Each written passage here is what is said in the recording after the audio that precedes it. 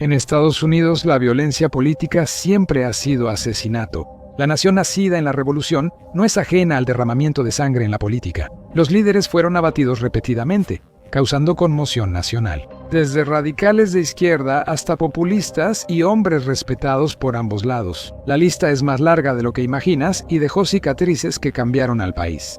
Hoy en The Infographic Show, revisamos la historia de asesinatos políticos en Estados Unidos. Número 10. El 1 de noviembre de 1950, el presidente Harry Truman presidió en el Jardín de las Rosas una ceremonia de la Medalla de Honor. Al mediodía, estaba en Blair House, su residencia temporal, mientras renovaban la Casa Blanca, almorzando con la primera dama Bess. Truman fue a una habitación, abrió la ventana para dejar entrar la brisa y se preparó para su siesta diaria. El día de Truman había sido normal, pero eso iba a cambiar. El oficial Leslie Coffels vigilaba la Casa Blair cuando Griselio Torresola, nacionalista puertorriqueño de 25 años, pasó la caseta con una pistola Luger alemana. Torresola no estaba solo. Su compañero Oscar Colasso llevaba una Walter P-38. Su disputa no era con Truman personalmente, sino con Estados Unidos. Querían la independencia de Puerto Rico, molestos porque jóvenes eran reclutados para Corea, mientras su tierra seguía empobreciéndose. Su plan era cualquier cosa menos profesional. Apenas unos días antes, decidieron que matar a Truman llamaría la atención sobre su causa. Compraron armas, tomaron un tren a Washington y llegaron sin saber cómo hacerlo. Torresola disparó a quemarropa al oficial Coffelt, causándole la muerte, y luego hirió a un oficial de civil. Estalló el caos. Otro policía recibió una bala en la rodilla, destrozándole el hueso. Los disparos alertaron al servicio secreto, que salió de la Casa Blair y respondió. Una ventana de la farmacia se rompió. Las balas rebotaban en las cercas y la gente corría a refugiarse. Sorprendido por el tiroteo, Truman cometió el error de asomarse por la ventana. Sería un blanco fácil si algún pistolero mirara arriba.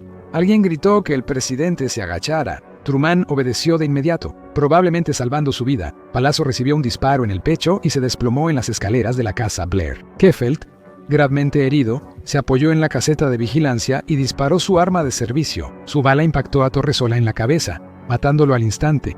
El mayor tiroteo del servicio secreto duró solo 20 segundos y se dispararon 27 tiros. Coffelt murió por sus heridas y Colasso fue condenado a muerte, pero Truman cambió la pena a cadena perpetua. En 1979, el presidente Jimmy Carter redujo la sentencia al tiempo cumplido. Colasso obtuvo libertad condicional y volvió a Puerto Rico.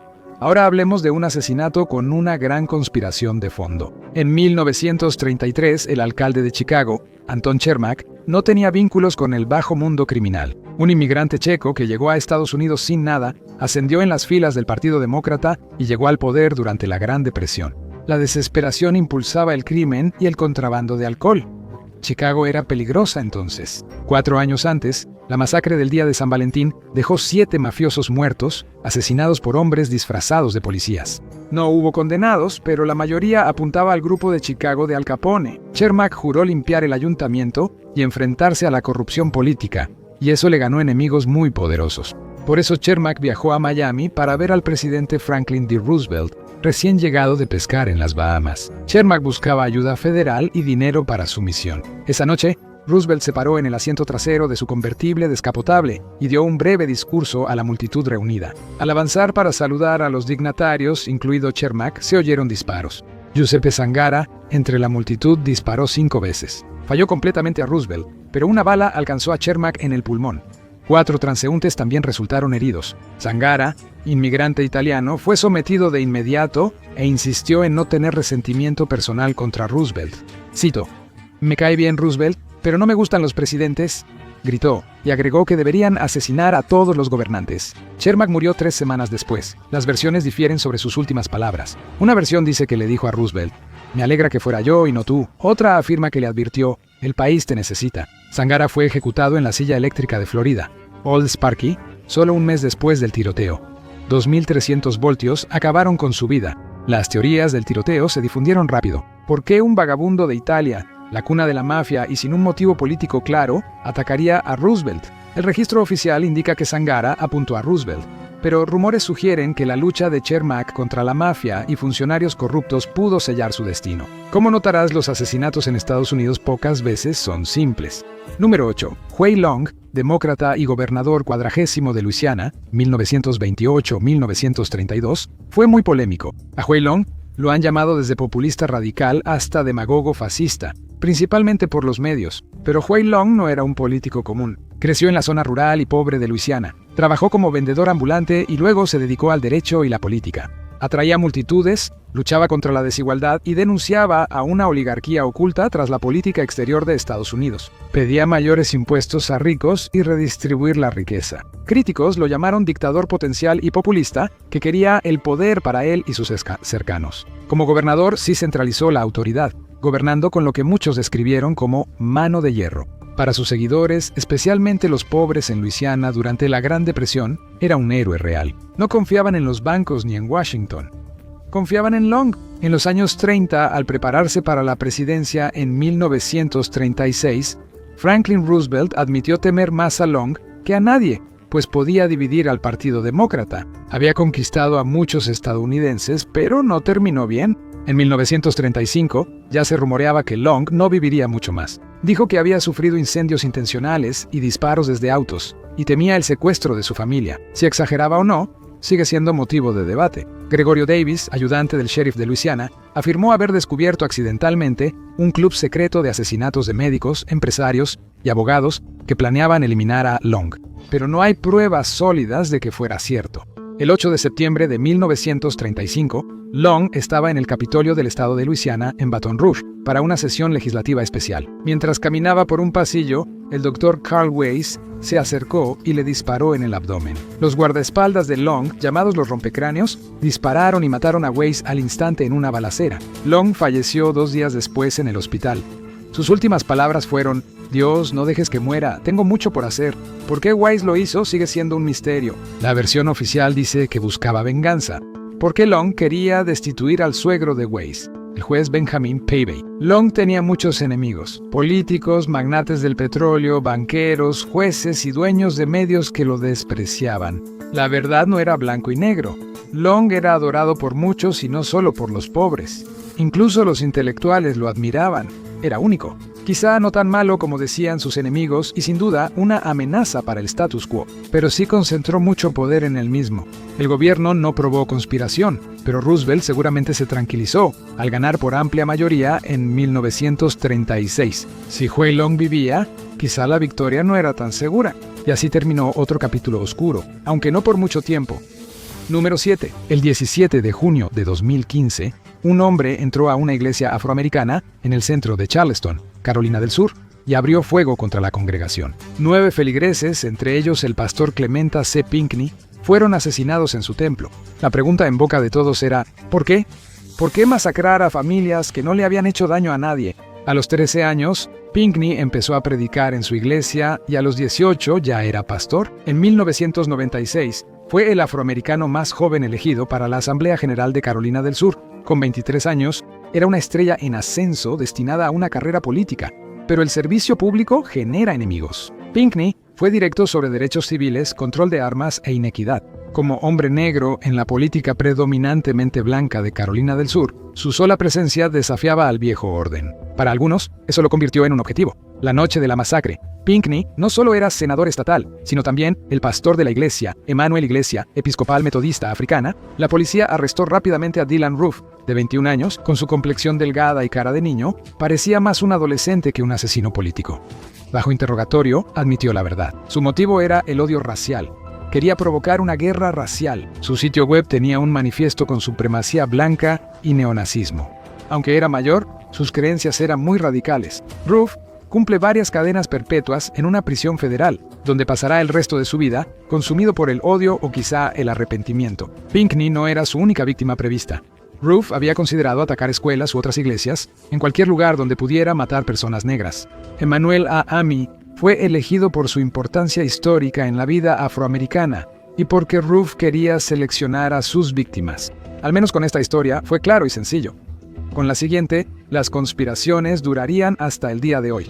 Número 6. El 5 de junio de 1968, El salón de baile de la embajada en el Hotel Ambassador en Los Ángeles estaba lleno hasta el tope. Las multitudes celebraban tras la victoria de Roberto F. Kennedy, hermano del asesinado Juan F. Kennedy, en las primarias demócratas de California. Era un gran avance para la nominación demócrata y existía la posibilidad real de que fuera el próximo presidente. Igual que su hermano, tampoco era el favorito del establecimiento. Tras su discurso de victoria, Kennedy cruzó la multitud y salió por la cocina, saludando a quienes lo felicitaban. Entonces se escucharon disparos, se desplomó en el suelo y más tarde murió en el hospital. Fue una tragedia. En Kennedy, muchos estadounidenses veían esperanza. Dos hermanos que pensaban ser distintos a las élites y capaces de terminar guerras e intervenciones. Pero para Seyron, las guerras eran algo personal. Se oponía al apoyo de Roberto Kennedy a Israel y tras el tiroteo fue capturado vivo, confundido y contradictorio. En prisión, le dijo a su madre que no recordaba lo sucedido.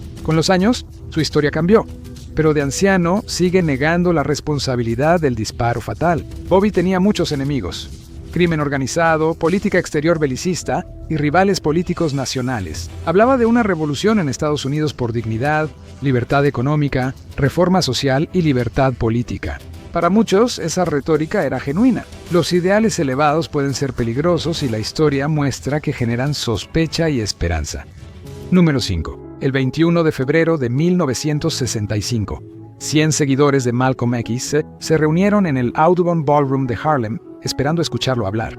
Era una figura divisiva. Muchos lo veían como una voz valiente para los afroamericanos. Otros creían que su retórica encendida lo hacía peligroso. Su esposa y sus hijos lo observaban desde el público mientras el hombre de 39 años se acercaba al podio. Se había separado de la Nación del Islam el año anterior y su mensaje cambiaba hacia una lucha internacional por los derechos humanos. Él destacaba la solidaridad y la denuncia de la opresión sistémica, una visión cercana, aunque no idéntica, a la de Martin Luther King Jr.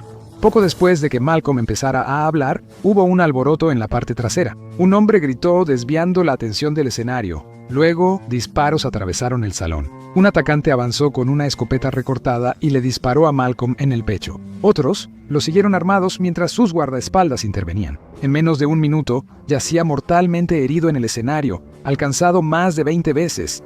Betty Shabazz protegió a sus hijos, mientras simpatizantes sometían a un pistolero y los demás huían. 3 miembros de la Nación del Islam fueron condenados por el asesinato. Uno admitió su participación en el juicio, pero insistió en que los otros eran inocentes. Por años la gente dudó de la versión oficial y tenían razón. El Departamento de Policía de Nueva York y el FBI vigilaban a Malcolm X.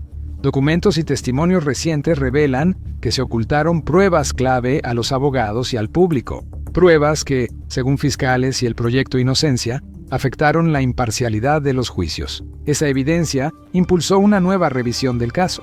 Y en noviembre de 2021, un juez anuló las condenas de 2 hombres, calificando las acusaciones originales como una injusticia. La miniserie de Netflix, ¿Quién mató a Malcolm X?, y los reportajes posteriores llevaron a la Fiscalía de Manhattan a reabrir el caso. Los investigadores detectaron fallas en la identificación, prácticas policiales y omisión de pruebas exculpatorias, factores típicos de condenas injustas. A su vez, los hombres fueron exonerados formalmente, y en acuerdos posteriores la ciudad y el Estado aceptaron otorgarles una compensación. Claramente, ellos habían sido incriminados. Actualmente, la familia de Malcolm X demanda al FBI, la Policía de Nueva York y la CIA, y junto con otros grupos, pide nuevas investigaciones sobre los asesinatos de King y los hermanos Kennedy. Fueron tiempos oscuros en la historia de Estados Unidos, con el país polarizado sistemáticamente. Como verás, los tiempos oscuros siempre han estado presentes. Número 4. El 11 de julio de 1804, al amanecer, el sol salió sobre el lado de Nueva Jersey del río Hudson, bajo las Palisades.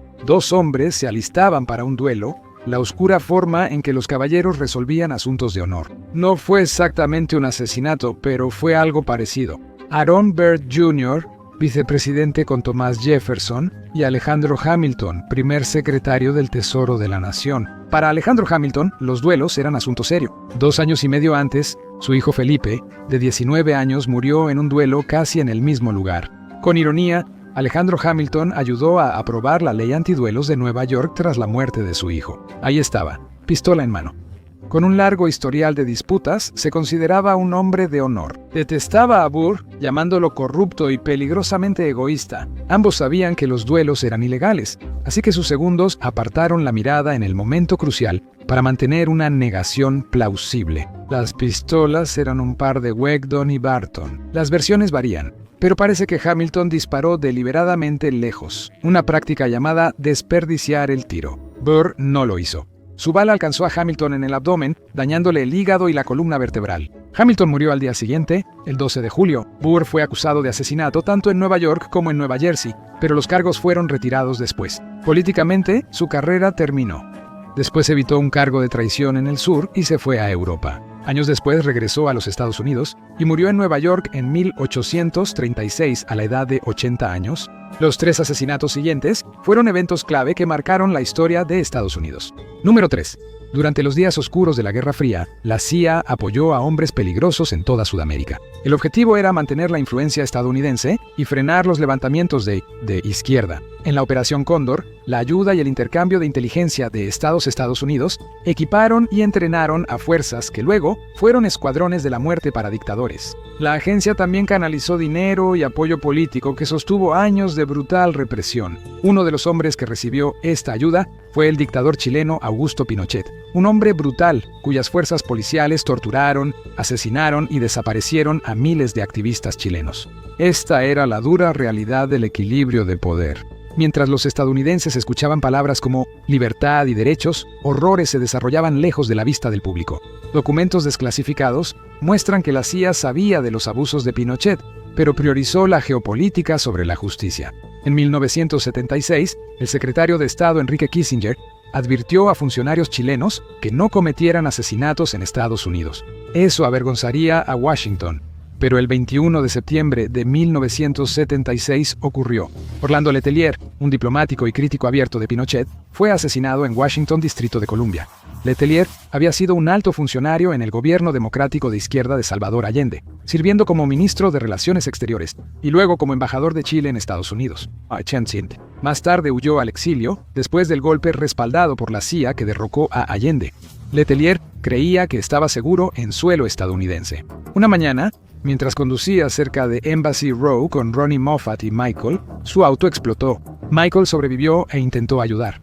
El torso de Letelier quedó destrozado y sus piernas volaron. Ronnie sufrió graves heridas en el cuello y pecho por metralla.